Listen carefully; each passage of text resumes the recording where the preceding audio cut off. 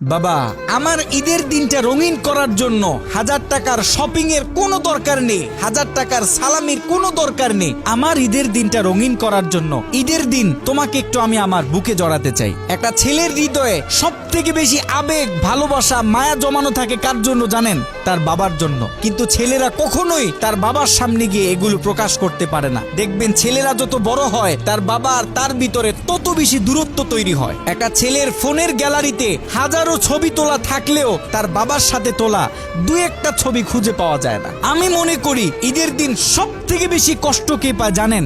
যে ঈদের দিনও নিজের বাবাকে একটা পাঞ্জাবি কিনে দিতে পারে না। সমাজের সব থেকে বড় বেকার ছেলেটাও চায় তার কিনে দেওয়া পাঞ্জাবিটা পরে তার বাবা ঈদের নামাজ পড়তে আসবে। সামনে ঈদ আসতেছে, সকল সন্তানদেরকে বলবো নিজের সর্বোচ্চটা দিয়ে চেষ্টা করা নিজের মা বাবার মুখে হাসি ফোটানোর জন্য। নিজের মাকে একটা শাড়ি কিনে দেয়া, নিজের বাবাকে একটা পাঞ্জাবি কিনে দেয়া।